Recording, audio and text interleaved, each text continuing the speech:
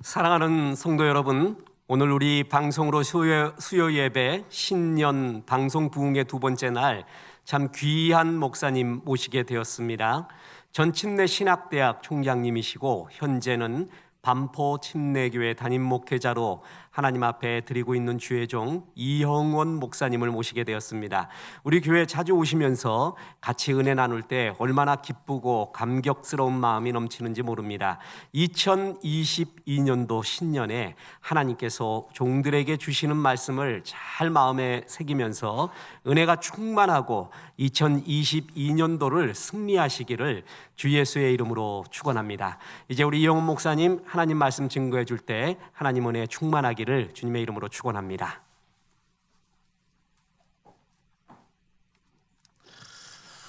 새로운 한 해를 시작하면서 특별 집회를 갖고 있는 우리 귀한 강남 비전 교회 부족한 사람을 또 불러주셔서 말씀을 나누게 해주셔서 하나님께 감사드리고 또 담임 목사님께 감사를 드립니다. 짧은 시간이지만 이 말씀이 올 한 해를 시작하면서 우리들에게 영적으로 새로운 결단과 각오를 하는 시간이 될 수 있기를 바라고 또 올해뿐만 아니라 우리의 삶 내내 이 말씀을 묵상하고 실천하는 우리가 되면 좋겠습니다.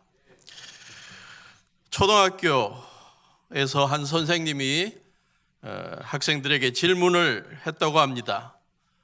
어떤 한 가지 일을 하겠다고 작정해 놓고 사흘도 안 되어서 마음을 바꿔버리는 것을 네 글자로 뭐라 그러냐라고 질문을 했습니다. 그리고 답을 쉽게 따라할 수 있도록 네 글자 가운데 두 글자는 적어 주었습니다. 작, 땡, 삼, 땡. 원한 답은 작심삼일이겠죠. 그런데 한 학생의 답이 작, 은, 삼, 촌이었다고 합니다. 자기가 알고 있는 작은 삼촌은 항상 사흘도 안 돼서 작정한 것을 다 포기하는 사람이었던 것 같습니다. 새로운 한 해를 시작하면서 우리는 늘 신년 각오를 하게 됩니다. 올 한 해도 우리가 새롭게 기도하면서 각오한 것들, 결단한 것들 작심삼일로 끝내지 않고 1년 내내 실천해서 우리의 한 해의 삶이 영적으로 더욱더 성숙해지고 또 풍성한 삶이 될 수 있기를 바랍니다. 새로운 한 해를 시작하면서 새롭게 신앙적인 결단을 하는 중에 할 때에 우리가 함께 오늘 읽었던 사도 바울의 이 에베소서 5장의 말씀이 새로운 한 해를 시작하는 우리에게 영성 깊은 삶을 위한 아주 좋은 제안을 해주고 있습니다. 이 말씀대로만 살아도 실천해도 올 한 해는 정말 성공하는 한 해고 아름다운 영적인 열매들이 맺히는 한 해라고 생각합니다. 말씀을 준비하면서 에베소서 5장 전체를 한번 구조적으로 분류해 봤습니다. 여러분 들어오실 때 참고 자료를 한 페이지짜리를 보셨을 텐데 에베소서 5장을 보시면 첫째, 성도란 누구인가? 성도의 정체성에 대해서 1절, 8절에서 소개합니다. 하나님의 사랑을 받는 자녀다. 하나님을 본받는 사람이다. 8절, 빛의 자녀다. 그리고 두 번째로 성도가 살아가면서 버려야 할 것들과 행해야 할 것들을 대조시키면서 버려야 할 것들은 과감하게 버리고 행해야 할 것들을 추구하라. 그렇게 나누고 있습니다. 그래서 제가 이걸 좀 아주 쉽게 도표화해 보았더니 4장부터 이어지는 버려야 할 것들이 많습니다. 방탕과 탐욕과 더러운 행위와 허망한 욕정과 거짓말, 화, 도둑질, 나쁜 말, 악독, 분노, 소란, 욕설, 음행, 더러운 말, 어리석은 말, 상스러운 농담, 순종하지 않는 사람과 짝하기, 열매 없는 어두움의 일, 술 취함, 이런 것들이 4장 뒷부분과 5장에서 성도들이 버려야 할 것들이라고 소개하고 있습니다. 그런가 하면 성도들이 행해야 할 일, 4장 25절, 이웃과 더불어 참된 말 하기, 제 손으로 수고하여 궁핍한 사람 돕기, 덕을 세우는 데 필요한 말하기, 은혜 끼치는 말하기, 친절과 긍휼과 용서 베풀기, 5장에는 감사의 참말하기, 선과 의와 진실을 행하기. 그 다음에 뒷부분에 5장 16절부터 지혜로운 성도의 특징을 소개하고 있습니다. 혹시 우리 강남 비전교회 어떤 분이 이걸 아주 예쁘게 좀 만들어 갖고 코팅을 해서 성도님들께 좀 나눠 드려 가지고 성도님들 가정마다 이걸 집 문 안쪽에 아주 잘 보이는 곳에 지나다니는데 가장 눈에 띄는 곳에 딱 붙여 놓으시고 아침에 집을 나갔을 때 한번 보시고 하루 일과를 끝내고 돌아오실 때 이걸 한 번씩 체크해 보셔갖고 오늘 내가 버려야 할 것들을 완전히 버렸냐, 아직 못 버린 게 없나, 이런 걸 좀 점검해 나가면 정말 올 한 해 거룩한 한 해가 되지 않을까 그렇게 생각합니다. 예쁘게 만드셔서 나누어 주시기를 제안합니다. 오늘 제 말씀, 함께 나눌 말씀의 핵심은 이제 16절부터입니다. 15절, 그러므로 여러분은 어떻게 살아가야 할지를 살피십시오. 지혜롭지 못한 사람처럼 살지 말고 지혜로운 사람답게 살아야 합니다. 어떻게 사는 게 지혜로운 성도의 삶이냐? 올 한 해 시작하면서 어떻게 살면 우리가 하나님 앞에 지혜롭다고 인정받을 수 있을까? 그 첫째가 무엇입니까? 16절입니다. 세월을 아끼십시오. 때가 악합니다. 지혜로운 성도는 무엇보다 먼저 세월을 아끼는 자입니다. 원어적인 의미는 시간을 사라, 기회를 사라, 돈을 주고라도 시간을 사라 하는 의미입니다. 다른 말로 시간이 제공하는 기회를 이용하라는 것이죠. 헬라어를 전공한 사람들이 자주 사용하는, 설명하는 시간과 관련된, 때와 관련된 두 단어가 있죠. 카이노스라는 헬라어와 크로노스라는 헬라어. 크로노스는 그냥 흐르는 시간을 이야기한다면 카이노스는 흐르는 시간 속에 만나게 되는, 경험하게 되는 사건, 기회, 의미 있는 활동을 만들어가는 시간을 말합니다. 그래서 영어 성경에 보면 이 세월을 아끼라는 이 본문을 make the most of the time, 시간에 가장 최선의 것을, 가장 최고의 것을 만들어 가라는 것이죠. International Standard Version은 Making the best of your life, your time. 당신 시간에 최고를 만들어 가십시오. 지혜로운 성도들은 하루하루 하나님께서 우리에게 주신 시간을 허비하지 않고 그곳에서 뭔가 거룩한 사건을 만들어내고 의미 있는 결과들을 만들어냅니다.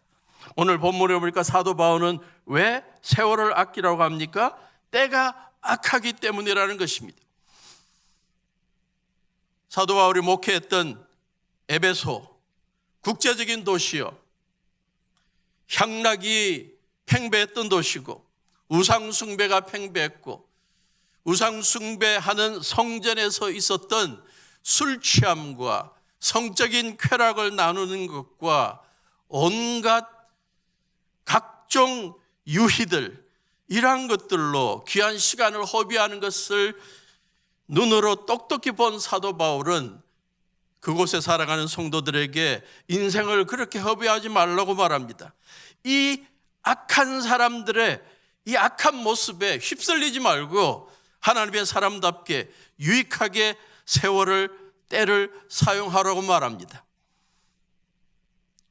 왜 세월을 아끼라고 말합니까? 우리의 인생은 짧고 죽음이 반드시 찾아오고 우리의 삶이 언제 끝날지 모르기 때문입니다. 시편 90편 10절, 모세의 기도에 포함된 유명한 구절, 우리의 연수가 70이요 강건하면 80이라도 그 연수의 자랑은 수고와 슬픔뿐이요 마치 빠르게 지나가니 마치 날아가는 것 같습니다. 신속히 가니 우리가 날아가나이다.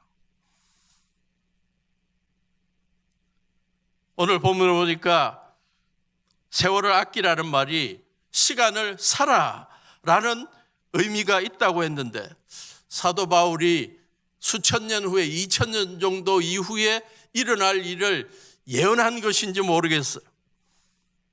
여러분 가운데 보신 분도 계시겠지만 2011년에 나온 영화 In Time이라는 영화가 있습니다. 보신 분 계신가요? 2169년에 일어날 일을 내다보고 있습니다. 2169년이니까 지금부터 몇 년 후인가요?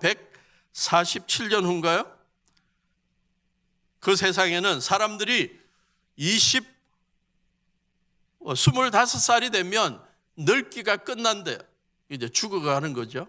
25살이 되면 그때부터 이 팔에 1년의 시간만 남겨놓는데, 그래서 1년의 시간이 끝나버리면, 다 닳아버리면 자연히 죽게 됩니다. 그러나 더 열심히 일하거나 또 누구로부터 시간을 부여받으면 더 살게 되는 거죠. 돈이 통용되지 않은 세상입니다. 열심히 일하면 돈을 받는 게 아니라 시간을 넣어줍니다. 월급도 시간으로 받고 커피 한 잔에 4분을 빼앗아 간대요. 커피 한 잔에 3,000원, 5,000원 그러면 그냥 마음껏 줄 수가 있는데 커피 한 잔 살라 그러는데 내 인생에 4분을 빼앗아 간다 그러면 마시기가 좀 주저할 것 같아요. 야, 한 잔에 4분의 목숨을 걸어? 뭐 이런 거. 버스를 타는데 1시간을 빼앗아 간대요. 걸어갈 것 같아요. 그런 세상이 온대요. 그 영화의 핵심 주제는 25년의 시간만 가지고 살아가다가 죽게 되는 아주 가난한 사람들의 사회가 있고, 영원히 죽지 않을 것 같이 부자가 되어서 온갖 몇천 년의 시간을 갖고 있는 사람이 사는 사회도 있고, 불균형의 사회를 좀 망가뜨리고 균형을 잡게 하려는 주인공들의 노력이 보이는 그러한 영화입니다. 그 영화의 인상 깊은 장면이 하나 있는데 116년의 시간을 가지고 있는 주인공의 친구가 있습니다. 그런데 알코올 중독자예요. 삶의 의미를 잃어버리고 죽으려고 작정합니다.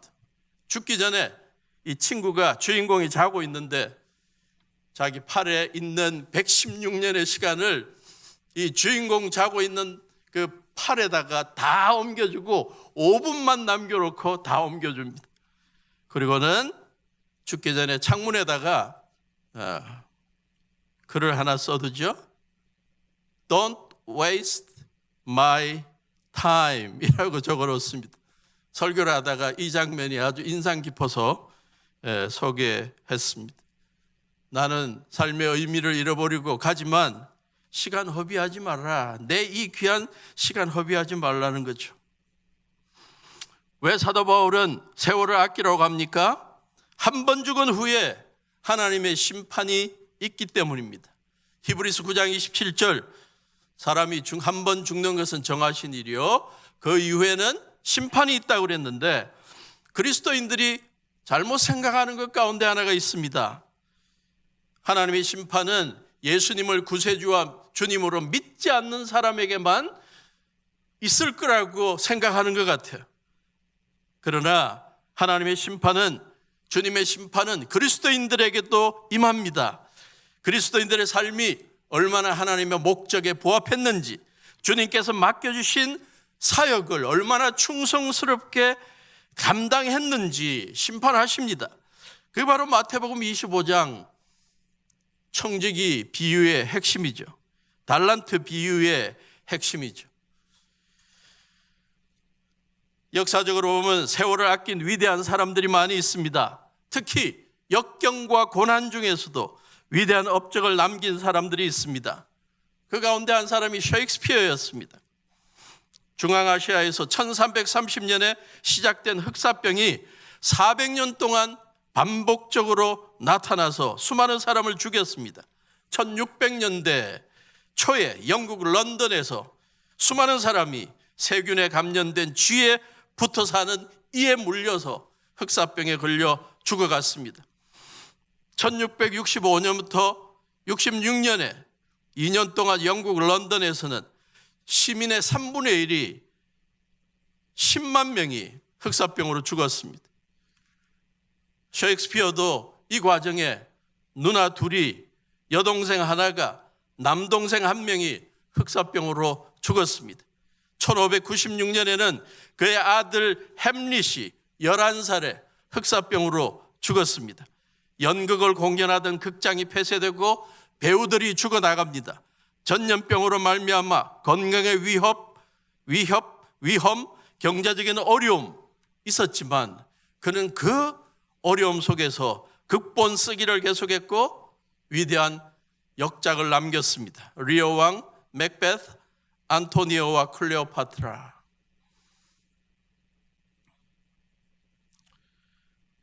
아이작 뉴턴, 그 비슷한 시기에 흑사병으로 대학들이 다 문을 닫고 집으로 돌아가게 했을 때, 학생들을 집으로 돌아가게 했을 때 그는 방학을 즐긴 게 아니라 집에서 홀로 빛을 연구하고 중력을 연구해서 그는 홀로 중력의 원리를, 법칙을 발견했습니다. 뿐만 아니라 그때 그는 신학적인 연구를 깊이 해서 뛰어난 신학자가 되었습니다. 존 버년, 국교를 벗어나 국교의 법을 어기고 설교했다고 감옥에 12년 동안 갇혀 있는 동안 신세 타령한 것이 아니라 글을 쓰기 시작해서 철로 역정이라는 성경 이외에 영어로 된 소설 가운데, 영어로 된 글 가운데 최고로 많이 읽힌 철로 역정을 만든 것입니다. 세월을 아낀 위대한 사람들, 역사적인 위대한 사람들을 볼 수 있지만, 보고 있지만 우리 주위에도 평범한 가운데도 세월을 아끼며 하나님 앞에 쓰임받는 사람들이 많이 있습니다. 제가 침례신학대학교에 있을 때 야간에 한 분이 대학원 과정에 공부를 하러 오셨습니다. 대전경찰서 서장님이셨어요. 그분은 인사할 때마다 저한테 항상 충성! 제가 꼭 뭔가 군인이나 경찰이 된 것처럼. 저는 그분이 열심히 야간에 공부하는 것에 대해서 감동을 했지만 나중에 알고 보니까 대단한 분이었습니다. 경찰서장 혹은 경찰 공무원이 55세에 은퇴를 하는 것 같아요. 퇴임을 하는 것 같아요. 근데 그분은 55세 이후에 뭘 해야 될까? 그 많은 긴 시간을 뭘 하고 지내야 하냐? 그래서 그는 10년 전부터 퇴임을 준비했다고 합니다. 퇴임 이후에 뭘 할까? 내 적성이 뭐가 맞냐? 그래서 먼저 야간대학원 공부를 시작했는데 충남대학원에서 법학 석사를 마치고 한남대학교 대학원에서 행정학 박사 학위를 받았습니다. 그런데 학위를 받았는데 직장 얻는 데는 별로 보탬이 안 되더라. 그래서 딴 걸 시도합니다. 사회복지사 2급 자격증을 취득합니다. 그런데 사회복지사가 너무 많더라. 그래서 1년 6개월 동안 제빵, 제과, 기능사 공부를 해서 통과했고 성심당 학원에서 수제 초콜릿 6개월 과정을 통과했습니다. 웰빙 식품이 인기가 있다고 해서 손두부 사업을 또 배우려고 대전에 그 손두부 잘 만드는 구적이라는 데 가서 기술을 6개월을 배웠습니다. 떡장사 준비를 해서 명장에게 6개월 개인 지도를 받고 떡집에서 1년 6개월 실습을 했습니다. 공인노무사 준비를 하다가 떨어졌습니다. 토익 점수가 600점에서 700점으로 올려져서 떨어졌다. 여러 가지를 거치는 가운데 자기가 가장 잘할 수 있는 게 뭐냐 봤더니 강연이더래요. 자기가 경찰서장으로 경찰들 다 모아놓고 강연하면 사람들이 아주 감동을 많이 받았는데 데일 카네기 연구소에서 리더십 프로그램을 2년을 공부하고 보니까 이게 아주 자기한테 꼭 맞더래요. 그래서 그 이후에 대전의 TV 방송에서 아침마당에 출연해서 강의도 하고 또 여러 가지 특강도 많이 하게 됩니다. 실용음악 학원에서 피아노를 배워서 4년간 교회 반주도 했습니다. 침례신학대학교 신학대학원에서 공부를 하고 목사 안수를 받았습니다. 충남대학교 평생교육원에서 노래 강사 과정을 마치고 요양원에 가서 노래를 불러주고 호스피스 활동을 해주고 이제 임종의 직전에 있는 분들 목욕시켜 드리는 일도 해왔습니다. 그러면서 그가 책을 하나 냈습니다. 퇴근 후 2시간. 제가 이 이야기 하려고 이렇게 길게 이야기를 했습니다. 퇴근 후 2시간. 거기서 그가 뭘 강조하냐면 퇴근 후에 2시간을 어떻게 보내느냐가 은퇴 후의 삶을 결정한다. 퇴근 후 2시간 투자하면 퇴직 후에 명함이 생긴다. 뭐 그런 이야기를 하고 있어. 그러면서 그가 아쉬워하는 게 뭐냐? 내가 이 퇴근 후에 2시간 동안 뭔가 배울 때 빨리 하나님께서 나에게 주신 은사가 뭐고 사명이 뭔지를 빨리 찾아서 10년 동안 그걸 매진했으면 달라졌을 거라는 거예요. 근데 여기 몇 년, 이건 몇 년, 이건 몇 달 하다 보니까 10년이 흘러버렸대. 그건 좀 아쉬워하지만 대단하죠. 한 해를 시작하면서 사도 바울이 도전했던 세월을 아끼라, 때가 악하다라는 이 말씀이 우리의 한 해를 좀 붙잡으면 좋겠습니다. 그래서 매일매일 우리가 허비해버리는 시간들을 좀 모아서 아껴서 가치 있는 일에, 주님께 기쁨이 되는 일에, 교회에 기쁨이 되고 성도들 도우는 일에 사용할 수 있으면 우리가 더욱더 주님 앞에 기쁨을 돌리는 삶이 될 수 있을 것 같습니다. 일반 시간의 법칙을 잘 아실 것입니다.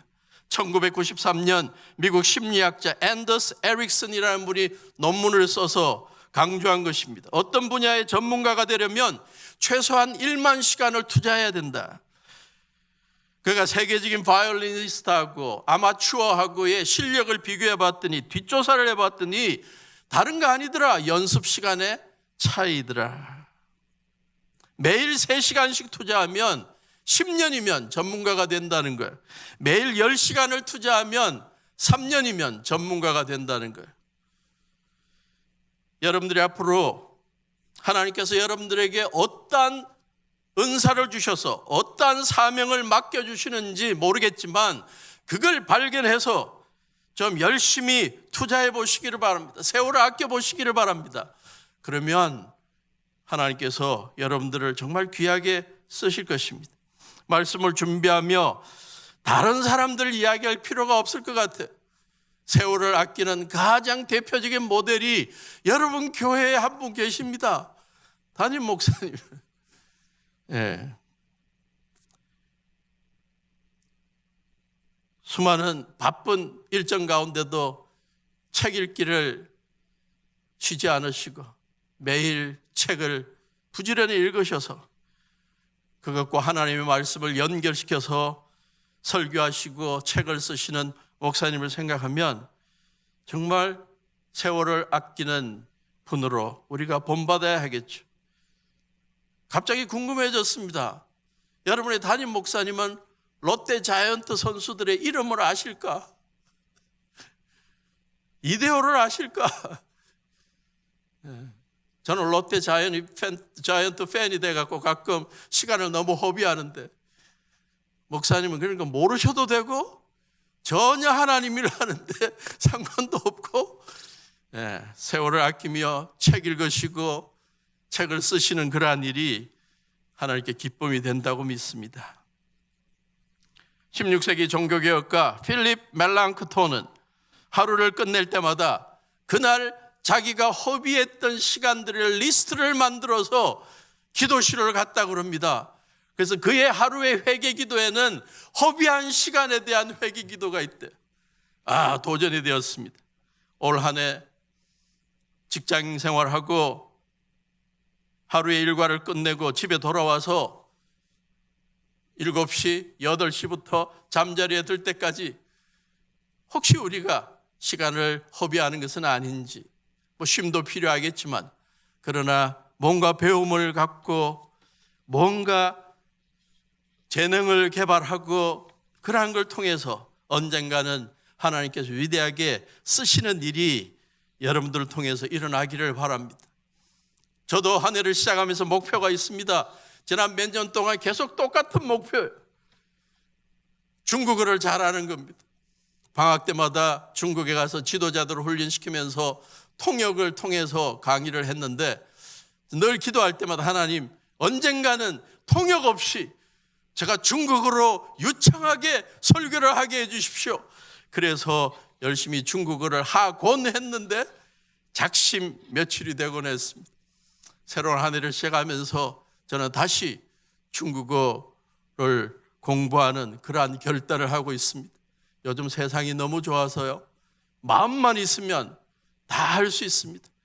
네이버에 들어가면 오늘의 회화 중국어 치면 하루에 4문장씩 몇 단어씩 나옵니다. 그것만 한 20분만 시간을 들이면 다 외워버리면 그게 1년 쌓여보십시오. 유창해질 수 있죠. 지난해에는 제가 한 달을 한 것 같아요. 올해는 적어도 2-3달은 기본적으로 할 수 있기를 바랍니다. 한 해를 시작하면서 세월을 아끼는 지혜가 우리 모두에게 있기를 바랍니다.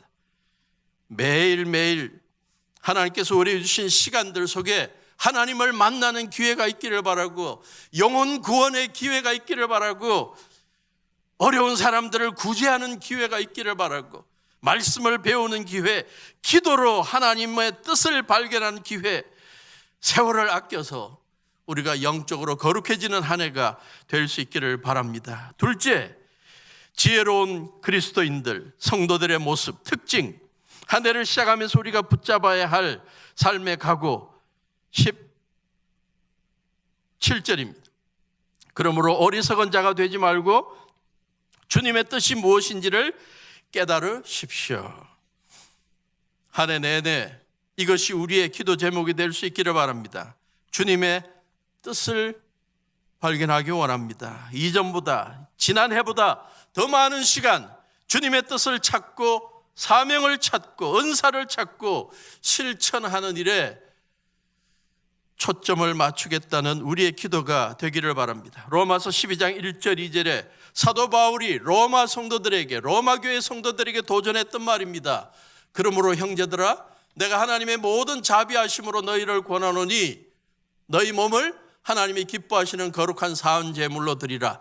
이는 너희가 드릴 영적 예배니라. 너희는 이 세대를 본받지 말고 오직 마음을 새롭게 함으로 변화를 받아 하나님의 선하시고 기뻐하시고 온전하신 뜻이 무엇인지 분별하도록 하라. 로마 교회 성도들에게 도전했던 첫째는 삶 자체가 예배가 되게 하라는 것이고, 둘째는 하나님의 뜻을, 완전하시고 기뻐하시고 선하신 뜻이 무엇인지를 늘 찾아 나가는 나날이 되라는 것입니다. 가장 최고의 방법은 무엇입니까? 하나님의 뜻을 가장 잘 보여주는 것은 성경입니다. 하나님의 말씀입니다.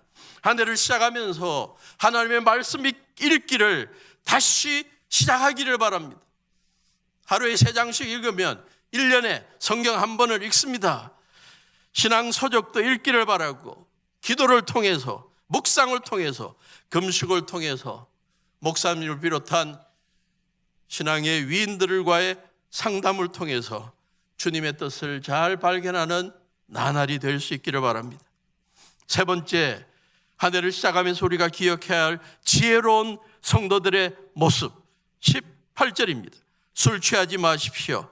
거기에는 방탕이 따릅니다. 술 취하지 말라. 이는 방탕한 것이니 오직 성령으로 충만함을 받으라. 사도 바울은 성령 충만함과 술 취함을 대조시켜 놨습니다.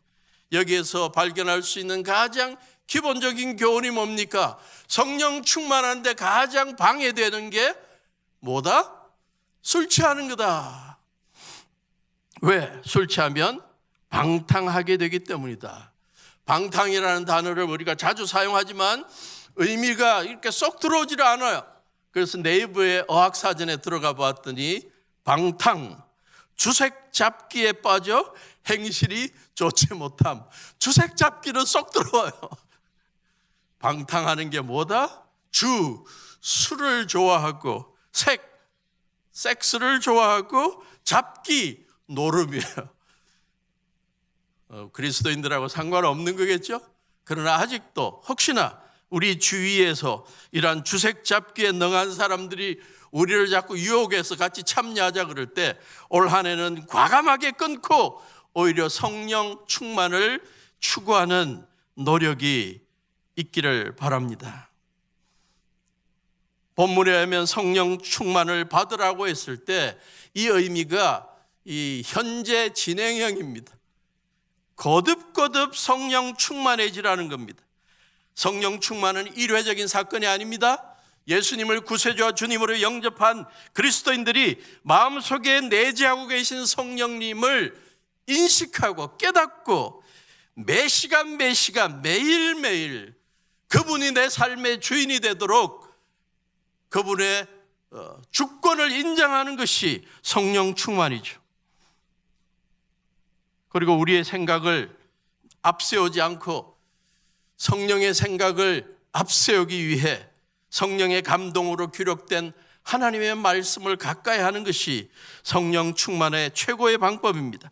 디모데후서 3장 16절 17절 모든 성경은 하나님의 감동으로 된 것으로 교훈과 책망과 바르게 함과 의로 교육하기에 유익하니 이는 하나님의 사람으로 온전하게 하며 모든 선한 일을 행할 능력을 갖추게 하려 함이라. 하나님의 사람, 성도들이 온전하게 되고 선한 일을 할 수 있는 비결이 뭐라고요? 하나님의 성령의 감동으로 기록된 성경을 통해 교훈을 얻고 잘못 생활하는 것은 책망을 받고 바르게 되어서 의로 교육되어서 하나님 앞에 쓰임 받는 것입니다. 그게 바로 성령 충만한 삶인 것입니다. 혹시나 우리들 가운데 한국 번역에서 성령 충만을 받으라 그랬다고 그래서 이 받으라는 이 번역에 초점을 맞춰갖고 나는 받으려 그러는데 주님께서 안 주셔갖고 나는 성령 충만 못합니다. 자꾸 이런 핑계를 대려는 분은 아무도 없기를 바랍니다. 원어적인 의미는 받는 것이 강조가 아니라 성령 충만한 상태로 머물러 있는 것을 말합니다. 성령 충만한 가운데 거하는 것입니다. 올 한 해 술 취함, 주색 잡기에서 벗어나 하나님의 말씀을 가까이 하고 기도하고 묵상하는 가운데 내 삶의 주인이 주권이 주님께 있다는 사실을 고백하며 그분이 우리의 삶을 온전히 지배할 수 있는 한 해가 되도록 각오하시고 작정하시기를 바랍니다. 네 번째, 지혜로운 성도들의 특징, 한 해를 시작하면서 우리가 추구해야 할 신앙의 모습 19절입니다. 시와 찬송과 신령한 노래들로 서로 화답하며 너희의 마음으로 주께 노래하며 찬송하며 찬송하십시오라고 새 번역은 그렇게 문장이 끝나고 있습니다. 19절에서 강조되는 게 뭘까요? 찬송 많이 하라는 겁니다. 거룩한 시를 많이 읊고 찬송하고 신령한 노래로 서로 화답하고 혼자만 부르지 말고 서로 화답하래요. 사부로도 부르고 듀엣으로도 부르고 돌림 노래로도 부르고 가슴으로 주님께 노래하래요. 우리 한국 국민들이 얼마나 노래를 좋아하는지 TV마다 채널마다 노래 경연이 얼마나 많은지 미스 트롯이 히트를 치더니 미스터 트롯이 히트를 치고 드디어 임영웅이 나타나고 클래식을 좋아하는 분들은 팬텀 싱어를 좋아하고 요즘은 월요일 밤마다 싱 어게인이 또 히트를 치고 노래 듣는 백성이에요. 우리는 노래하는 백성이기도 하죠. 근데 상대적으로 그리스도인들이 이 TV에서 나오는 이 대중가요나 이런 클래식 노래들은 많이 듣는데 상대적으로 찬양하는 것은 적은 것 아닌가 하는 생각을 해보았습니다. 목사님들이 교회에서 말씀을 전할 때 말씀 공부와 기도는 강조하는데 상대적으로 찬양은 별로 강조를 안 해왔던 건 아닌가? 올 한 해 찬양이 풍성한 우리 모두가 되면 좋겠습니다. 찬양이 살아있는 우리가 되면 좋겠습니다. 노래의 위력, 미시간 대학 연구팀이 하루에 15분 음악을 들으면 면역력이 증가되겠다. 스트레스 호르몬 25%가 줄어들고 뇌 기능에 직접적인 영향을 끼쳐서 창조적인 어떠한 생각이 나온다는 걸 발견했습니다. 뇌파 속도를 약화시켜 명상적인 상태를, 뇌를 명상적인 상태로 유지하거나 아니면 오히려 뇌를 촉진시켜서 더욱더 창조적인 생각을 가지게 만든다고 그러한 것을 연구했습니다. 화상을 입은 환자, 거즈라 그러나요? 그걸 떼내고 새로 붙이고 그럴 때 얼마나 아프겠어. 근데 그 통증이 있을 때 노래를 시켰대요. 치료하는 중에. 그랬더니 이 다 치료 끝나고 난 다음에 통증을 별로 못 느꼈다는 연구 결과를 내어놓았습니다. 암 환자들 악기 연주를 듣거나 직접 연주하게 했더니 스트레스 호르몬 수치가 낮아지고 면역력이 강화되었다. 음악은 환자들의 마음을 진정시켜서 고통을 줄이고 빠른 회복을 돕는다. 하물며 일반 음악이 그렇다면 주님을 찬양하는, 주님의 은혜를 감사하는 이 우리의 찬양이야말로 얼마나 힘이 있겠습니까? 얼마나 치유의 효과가 있겠습니까? 노래가 다 긍정적인 건 아닙니다. 노래의 파괴력도 잘 알고 있습니다. 아주 오래전에 모래시계라는 드라마가 히트를 쳤을 때 거기에 배경음악으로 OST로 깔린 것 가운데 하나가 파가니니의 바이올린 소나타 넘버 6. 그게 나오면 막 그냥 다들 멜랑콜리한 노래에 다들 우울해지고, 저도 그 노래 멜로디가 너무 예뻐갖고 운전할 때마다 혼자 흥얼거리고 지금까지도 기억하고 있어. 불러볼까요? 초음이 어떻게 시작하는지. 너무 높은가요? 라라라라라 라라라라라 계속 할까요? 끝낼까요? 여러분 보니까 다 우울해지는 거예요. 저 혼자 그렇게 우울한 노래를 흥얼거리고 하다 보니까 만나는 사람들마다 다 우울한 것 같고 세상이 다 우울하게 보이고, 그리스도인들은 그러한 데 빠져 있으면 안 될 것 같아. 주님을 찬양하는 찬양에 빠져서 힘차게 하루를 시작하고 하루를 마치고, 노래방 가도 찬양을 먼저 부르고 하시고, 복음성가가 살아있고, 졸릴 때마다 힘차게 찬양하시고, 찬양이 올 한 해 여러분을 지배하면 좋겠습니다. 예배 때마다 찬양이 살아있기를 바라고, 코로나19로 말미암아 각 예배 때마다 현상 가운데 하나가 찬양 소리가 적어지는 것 같아, 작아지는 것 같아. 왜냐? 마스크 쓰고 폰만 잡고 찬양 안 하는 분들, 흥얼거리는 분들이 있는 건 아닐까. 더 힘차게 찬양하고, 예배 때마다 찬양이 살아있고 가정에서 찬양이 살아있기를 바라는 것입니다.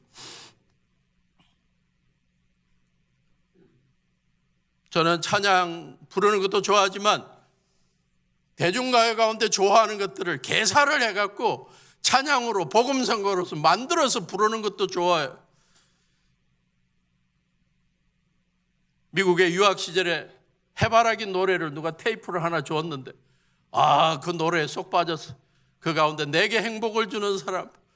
그래갖고 미국 그 아파트에서, 기숙사에서 열심히 불렀더니 미국 친구가, 옆집에 있는 친구가 가사도 모르고 한 번은 와갖고 너 그 찬송가 너무너무 좋더라고. 멜로디가 좋더라고. 그냥 제가 웃고 말았습니다. 그 노래를 너무 좋아하는데 언제부턴가 개사를 했어. 가사를 바꿨습니다. 초dom이 한번 또 그것도 너무 높네.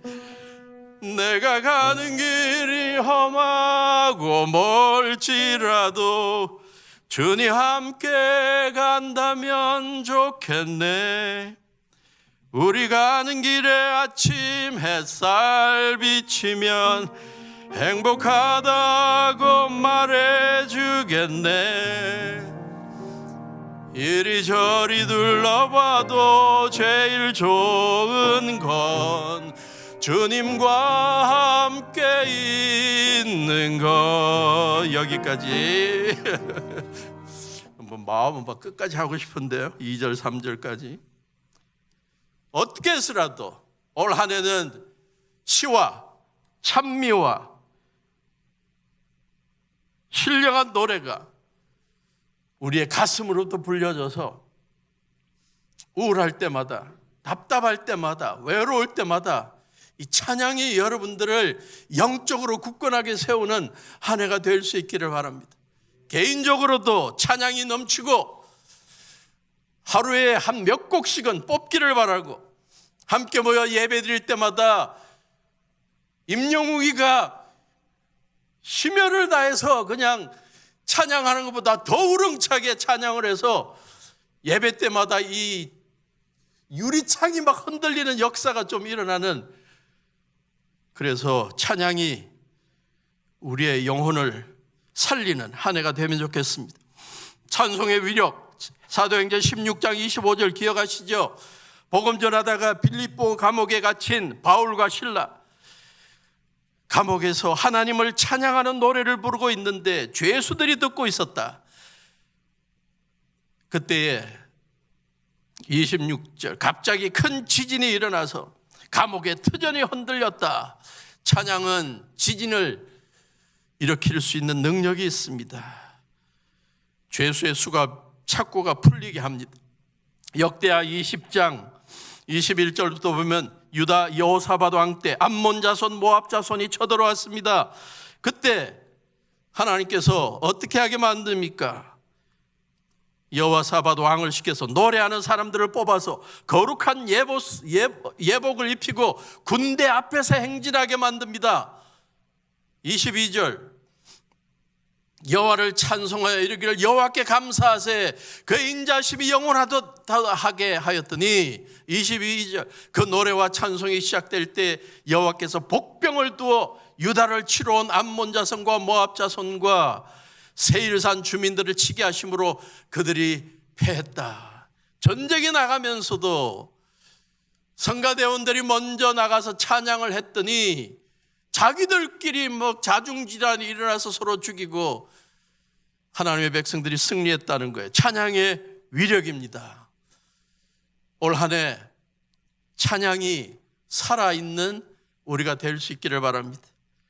그래서 찬양을 통해 우리의 영혼이 치유되고 외로움을 이겨내고 마귀의 유혹을 이겨내고 주님의 나라를 세우는 우리가 될 수 있기를 축복합니다. 마지막으로 오늘 본문에 보니 지혜로운 성도들의 삶의 특징이 20절에 나옵니다. 20절, 범사에 우리 주 예수 그리스도의 이름으로 항상 아버지 하나님께 감사하자. 모든 일에 예수 그리스도의 이름으로 항상 아버지 하나님께 감사하자. 올 한 해 크고 작은 일에, 모든 일에 감사 넘치는 우리 성도님 될 수 있기를 바랍니다. 하루를 시작하면서 감사하고, 하루를 끝내면서 감사하고, 홀로 있을 때 감사하고, 성도들 만나 함께 예배드리고 기도할 때 감사하고, 일하면서 감사하고, 쉴 때 감사하고, 입만 열면 감사의 고백이 나오는 우리가 되기를 바랍니다. 감사의 기도가 넘치고, 감사의 일기가 넘치고, 서로에게도 감사의 고백이 넘치고, 감사의 문자 보내기, 전화하기가 넘치는 한 해가 될 수 있기를 바랍니다. 우리 한국 그리스도인들 가운데 어떤 무리들이 감사 일기 쓰기 운동이 있다고 그러더군요.